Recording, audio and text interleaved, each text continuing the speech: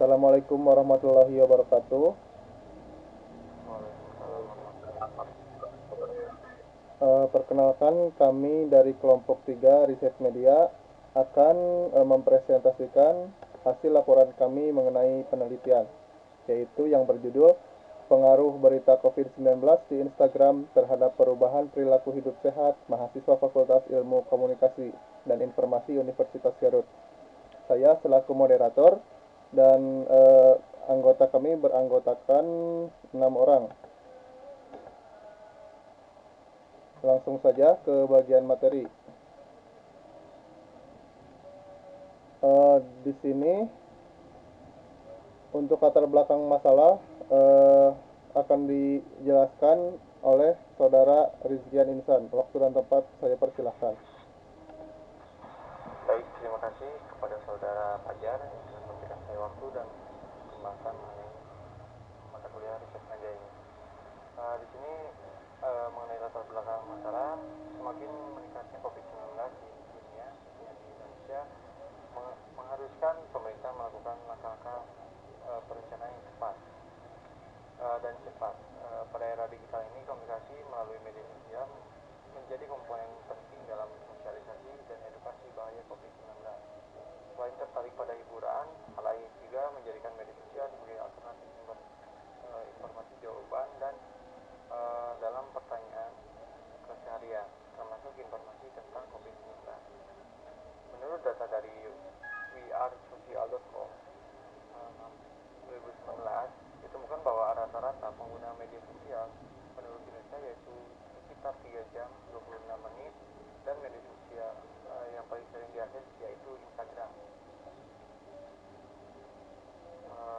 Dalam tujuan penelitian ini juga untuk mengetahui pengaruh media sosial Instagram terhadap perubahan perilaku hidup sehat, manusia Fakultas Ilmu Komunikasi dan Informasi Universitas Garut. Adapun tujuan khusus yaitu mungkin bagian presentasi akan dilanjutkan oleh saudara-saudara dan saudari dari rekan saya. Baik, terima kasih. Ya, Kembali lagi ke terima kasih untuk Rizkian Insan. Selanjutnya akan dijelaskan secara langsung oleh Saudari Wita Utari.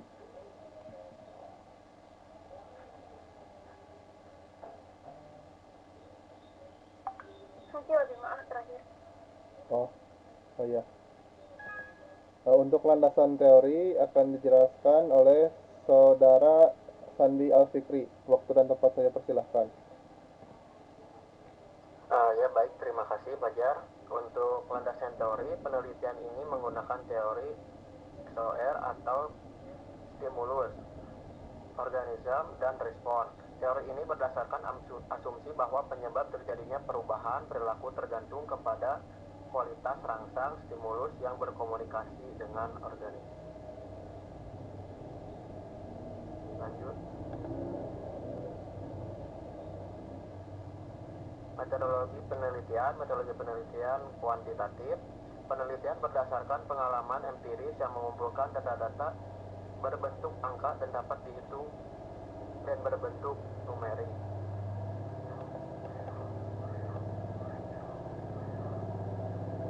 Teknik pengumpulan data, ada metode angket, skala Rikert, populasi, dan sampel.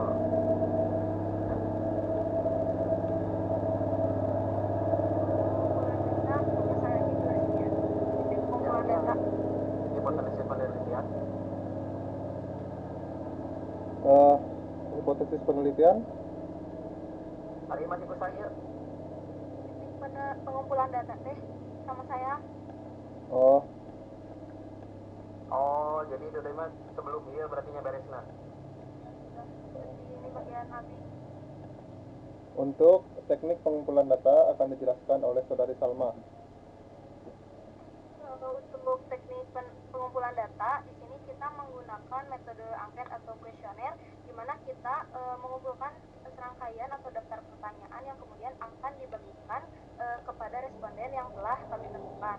Nah, sedangkan untuk metode pengukurannya sendiri kita menggunakan skala Likert, di mana skala Likert itu digunakan untuk mengukur sikap, pendapat, dan persepsi seseorang atau sekelompok orang.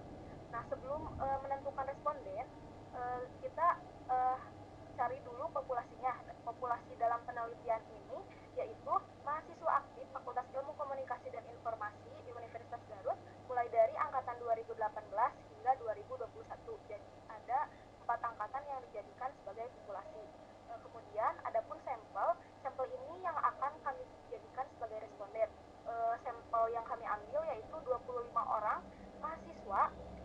laki-laki maupun perempuan dari setiap angkatan. Maka dari itu akan ada 100 orang responden atau sampel yang kami gunakan dari mahasiswa Fakultas Ilmu Komunikasi dan Informasi di Universitas Garut.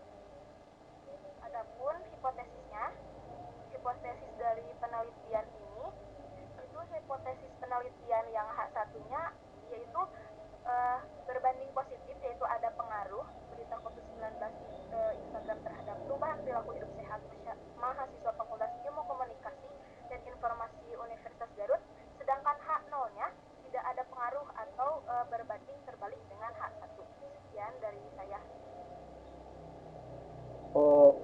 Terima kasih untuk Saudari Salma telah menjelaskan hipotesis dan metode penelitian. Untuk selanjutnya akan dijelaskan oleh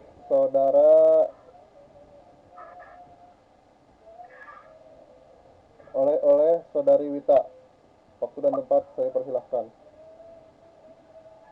Terus untuk hasil penelitian dari riset media ini adalah kami dalam penelitian ini kami melalui beberapa tahap uji seperti uji validitas, realitas, dan uji hipotesis. Nah, pada uji realitas ini kami menggunakan rumus korelasi persen, di mana hasilnya adalah jadi nilai R atau nilai korelasi itu adalah 0,69. Nah, jika dilihat dari total koefisien korelasi, maka termasuk pada kelompok yang memiliki korelasi yang cukup kuat. Variabel X berpengaruh sebesar 89% terhadap variabel Y, sedangkan 31 lainnya dipengaruhi oleh variabel lain. Lanjut.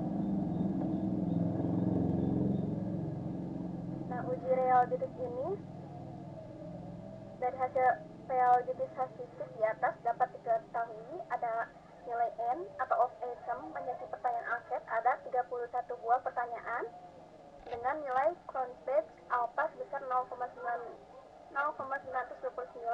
Nah, karena nilai Cronspach alpha 9,29 lebih besar dari 0,60, maka sebagaimana dasar pengambilan keputusan dalam uji realitas di atas dapat disimpulkan bahwa semua item atau semua pertanyaan angket untuk variabel X adalah reliable dan konsisten. Ya, terima kasih untuk Saudari Salma telah menjelaskan mengenai uji reliabilitas dan hasil penelitian. Kemudian untuk hasil dan kesimpulan penelitian akan dijelaskan secara langsung oleh saya. Oleh karena T hitung lebih besar daripada T, tabel 9,537 lebih besar dari 1661 dan P value 0,00 lebih kecil daripada 0,05, maka hipotesis 0 ditolak dan H1 diterima. Artinya bahwa antara berita COVID-19 di Instagram, karena T hitung nilainya positif, berarti pengaruh berita COVID-19 di Instagram terhadap perilaku hidup sehat mahasiswa Fakultas Ilmu Komunikasi dan Informasi bernilai positif dan signifikan. Jadi dapat kita simpulkan bahwa berita COVID-19 di Instagram selaku variabel X di sini secara langsung berhubungan positif terhadap perilaku hidup sehat mahasiswa sebagai variabel Y secara kuantitatif dan empirik. Dapat kita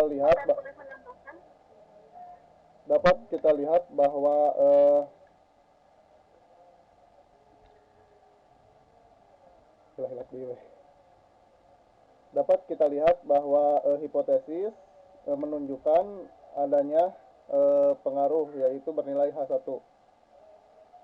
Ada hubungan terhadap perilaku hidup sehat mahasiswa Fakultas Ilmu Komunikasi dan Informasi Universitas Garut. Sekian presentasi dari kami. Mohon maaf apabila ada kekurangan, kesalahan. Mohon bimbingannya. Sekian dari kami. Wassalamualaikum warahmatullahi wabarakatuh.